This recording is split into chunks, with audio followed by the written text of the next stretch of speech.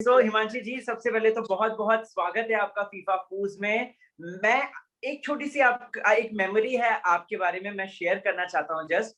मैं ना आपको तब से फॉलो करता हूँ जब आपका नाना नाना सॉन्ग आया था and I am become the huge fan कि वाओ यार, she is so beautiful, so pretty. फिर उसके बाद आपकी जब आवाज सुनाई दी तो मतलब मैंने कहा यार शी इज सच में यार अमेजिंग, अमेजिंग। थैंक हिमांशी जी, आपका नया सॉन्ग आया है जी। सुरमा बोले। तो सबसे पहले तो यही जानना चाहता हूँ आपका क्या रिएक्शन है जो इतना ताबड़तोड़ इसको रिस्पांस मिल रहा है एंड टचवुड 1 लाख प्लस पहुंच चुके हैं views. What is your reaction? Um, honestly मैं बहुत नम थी जब मेरे पास वीडियो आया एडिट होके और एवरीबॉडी इज़ लाइक कि ओह! बड़ा अच्छा बना है, बड़ी अच्छी लुक्स आए हैं और मैं बड़ी सोच में थी और बड़ी डीप थॉट में चली गई, ब्लैंक रिएक्शन। क्योंकि मुझे ऑलवेज़ ये लगता है यार कुछ कमी रह गई, कुछ कमी रह गई। तो वो मुझे आगे भी हेल्प करता है कि मैं और फायर दिखाऊँ नेक्स्ट प्रोजेक्ट में। तो शुरू से ही मेरे साथ ऐसा होता है, मैं बिल्कुल ब्लैंक हो जाती हूँ। मेरे पास समझ नहीं आता कि मैं कौन-सा एक्सप्रेशन दूँ या एक्साइटमेंट दिखाऊँ। तो बट इट्स गुड कि जब आप मेहनत करते हो तो आपको अच्छे रिव्यू और ऑनेस्ट रिव्यू मिलते हैं। जी। सुरमा बोले की एक खासियत है हिमांशी जी, आपका लुक एकदम डिफरेंट लग रहा है इसमें, जो एकदम अफगानी लुक लग रहा है आपका। तो ये लुक प्री डिसाइडेड होता है कि मतलब कि हम इस तरीके से शूट करेंगे तो हम इसको इस तरीके से शो करेंगे, थोड़ा सा रुआनी टाइप का लुक लग रहा है आपका। एक्चुअली जब हम कोई भी गाना बनाते हैं तो उसी वक़्त साथ के साथ आइडिया हो जाता है कि इसकी कैसी लुक्स होंगी। तो आई एम द पर्सन जो हर चीज़ में लुक्स डिसाइड करता है, हर चीज़ के पीछे मेरा दिमाग रहता है कि ये कपड़े पहनने हैं, अब ये करना है। इवन शूट से 1 दिन पहले तक मैं रात को 11 बजे तक दुबई मॉल में घूम रही थी कि मुझे ये सब चीज़ें करनी हैं। पंजाब में स्टाइलिस्ट नहीं होते हैं, तो इधर इधर खुद ही करना पड़ता है। तो वो सब डिसाइड किया, प्लान किया, बनवाया, डिज़ाइनर को बुला के बोला गया कि ये मुझे चीज़ें चाहिए।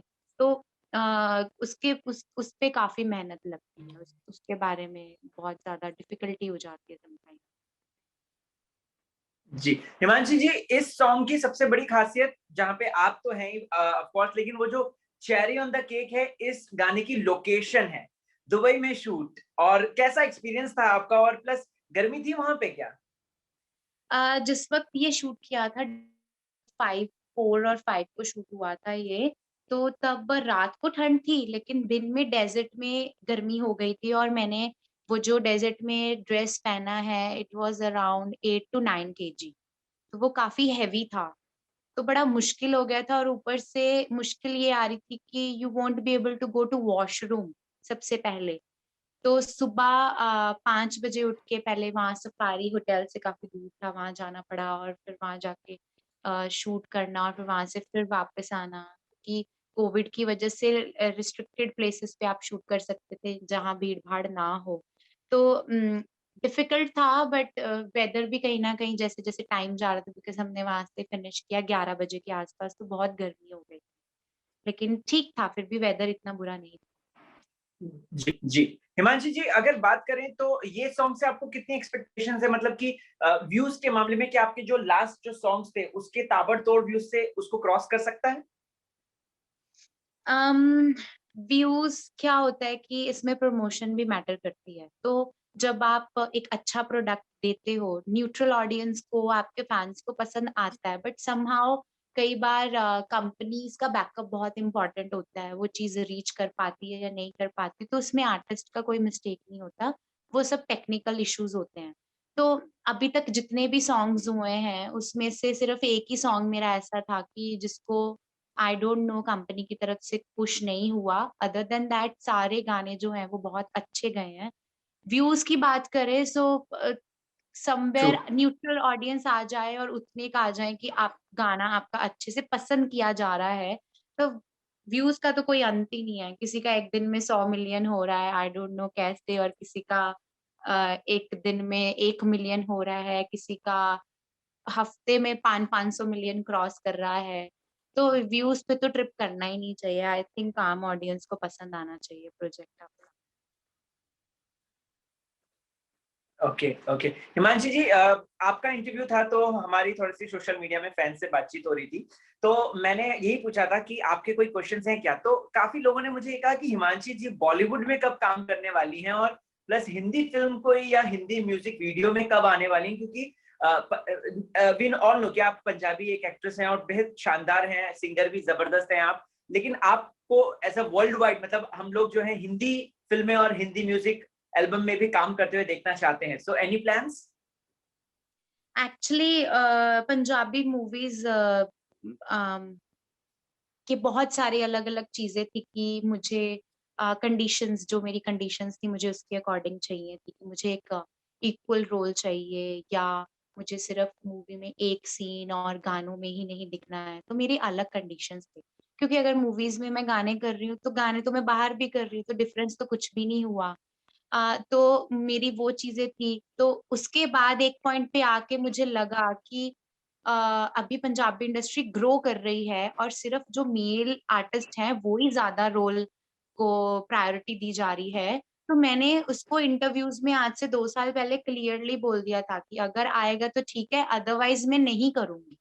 तो ये चीज़ मैंने बहुत क्लियर बोल दी थी। बॉलीवुड को लेके ये है कि अभी लॉकडाउन की वज़ह से बॉलीवुड में खुद गानों को ज़्यादा प्रेफ़रेंस दी जा रही है बिकॉज़ अभी उतनी मूवीज़ शूट नहीं हो पा रही। बहुत हद तक फ़िल्म इंडस्ट्री अभी ब्लॉक हुई हुई है। तो उसमें आर्टिस्ट की भी कोई वो नहीं होती है, अप्रोच होगा तो आर्टिस्ट करेगा। अब मेकर्स या किसी के दिमाग में आता है कि वो अच्छा हिमांशी को ये रोल सूट करेगा रोल, तो जब वो रोल मुझे अच्छा लगेगा तो ही बात आगे बढ़ेगी। तो ऑफ द कैमरा बहुत सारी बातें होती हैं, कई बार बात आती भी है, ज़रूरी नहीं हम हर चीज़ सोशल मीडिया पे शेयर करें। आती भी है तो कई बार नहीं बात बन पाती, हमें रोल पसंद नहीं आता या तो इतनी देर वेट किया है तो ऑब्वियसली कुछ अच्छे के लिए किया। Other than that I am happy with my music industry, I am doing music videos और अपना सैड सॉन्ग्स, आर्टिस्ट एक्टिंग वाले सॉन्ग्स करके मैं अपना पैशन पूरा कर रही हूँ। Very nice, very nice. अच्छा हिमांशु जी, मुझे है ना माफ़ी चाहूँगा लेकिन मुझे पंजाबी नहीं आती है उतनी समझ में, बट आपकी जो लाइन्स है सुरमा बोले और उसके बाद क्या लाइन है कुड़ी नू समथिंग, वो थोड़ा-सा उसका हिंदी मतलब बता दीजिए फैन्स को और मुझे भी। तो यस इसका मतलब है सुरमा बोले कुड़ी ना बुलियां खोले। बुलियां मीन्स होते हैं लिप्स कि वो आँखों से बात करती है, उसको लिप्स खोलने की ज़रूरत नहीं है। इसका मतलब ये है। Okay, okay, perfect, perfect, perfect, thank you so much. Himanshi ji, अगर बात करें आगे आने वाले प्रोजेक्ट्स की और आगे आने वाले सारे जितने भी आपके कोई फ़िल्म कोई आप अगर हमसे शेयर करना चाहते हैं, दर्शक आपके फैन्स जो हमारे चैनल में हैं, तो प्लीज़ बताइए ना? सॉरी कम अगेन मैंने सुना नहीं आपको। हाँ, मैं कह रहा हूँ कि आपके आने वाले कोई प्रोजेक्ट्स अगर हैं और कुछ पाइपलाइन में थोड़ा-सा अगर आप रिवील कर सकती हैं, तो फैन्स जो कि एक्साइटेड हैं और एक्साइटमेंट में रहते हैं, सो उनको या हमको थोड़ा-सा इन्फॉर्मेशन दे सकती हैं आप? जी, actually as as you all know कि जो हमारा प्रोटेस्ट चल रहा है फार्मर प्रोटेस्ट, उसकी वजह से सारे आर्टिस्ट जो थे, जो हमारी फर्स्ट रिस्पॉन्सिबिलिटी बनती है, हमने अपने सारे प्रोजेक्ट्स जो थे वो होल्ड पे रखे। लेकिन some time out of Punjab companies की तरफ से प्रेशर पड़ता है, तो आपको फिर वो चीज़ें ज़्यादा देर तक आप होल्ड नहीं कर सकते क्योंकि मनी लगी होती है, मनी इन्वॉल्व्ड होती है। तो सुरमा बोले इस फर्स्ट प्रोजेक्ट जो होल्ड किया हुआ था दिसंबर से तो रिलीज़ हो रहा है। उसके बाद एक सॉन्ग मेरा जॉर्डन संधू के साथ और एक मेरा अ, क्या बोलते हैं निशवान पुल्लर के साथ, एक मेरा दुबई में मैंने 2 गाने शूट किए थे, सुरमा बोले और एक और गाना शूट किया था। तो वो जिनके साथ मैंने गाना था अल्लाह खैर करे दैट इज़ टोटली अफ़गानी और पाकिस्तानी लुक्स में है। तो वो गाना आएगा और 2-3 वीडियोज़ और जो अभी इन्हीं दिनों में शूट करने वाली हूँ, प्लाज़ो 2 आने वाला है। तो बस बहुत सारे गाने वाह! हैं। Wow! Wow! All the very best, all the very best. हमारा चैनल मेरी तरफ से आपको ऑल द वेरी बेस्ट। आप इसी तरीके से हँसते थैंक रहें, यू। हम तो यही चाहेंगे। बस एक छोटा-सा सवाल जो कि मैं पूछना चाहता हूँ और दर्शक भी जानना चाहते हैं। आपकी और हमें जो आसिम के साथ गानों की केमिस्ट्री बहुत अच्छी लगी। कोई फ्यूचर में हम गाना देख सकते हैं?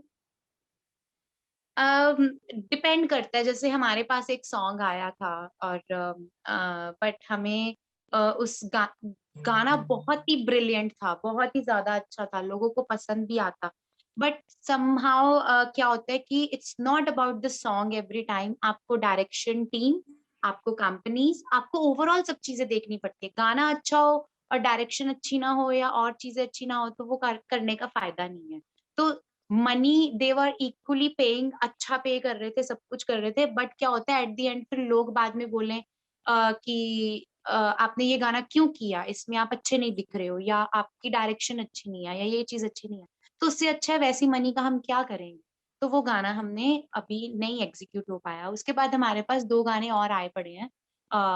तो वो हमें ऑडियो उसके ओके ओके लगे, तो हमें फिर प्रोजेक्ट भी तो वैसा चाहिए। अगर हमने 3 गाने पहले वैसे किए हैं और चौथा गाना हमें फिर उससे भी एक्स्ट्रा ऑर्डिनरी चाहिए, तो हम कोई भी रैंडम ओके, सॉन्ग नहीं कर सकते। Okay, okay. गाना फेयर न्यूट्रल ऑडियंस को बहुत पसंद है, दैट्स व्हाई।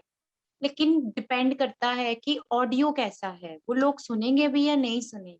अभी हमें काफ़ी एक पॉपुलर सिंगर का सॉन्ग आया था, बट वो गाना नहीं था, मतलब लगा नहीं कि हमने पिछले जो 3 गाने किए हैं उसका आगे 4th सॉन्ग हो सकता है पेयर में। तो नहीं पसंद आया, ऑडियो भी पसंद आना चाहिए, तो नहीं था वैसा। तो हम वेट करेंगे कि और कोई अच्छा ऑडियो आए। चलते आप क्या कहना चाहेंगे अपने दर्शकों को, अपने फैंस को हमारे माध्यम से? Yes, always I'm thankful to my fans और supporters और neutral audience जिनको हम एक अच्छा प्रोजेक्ट पेश कर पाते हैं। So keep supporting. That's it. Thank you so much, Himanshi ji. Thank you so much. It was lovely talking to you.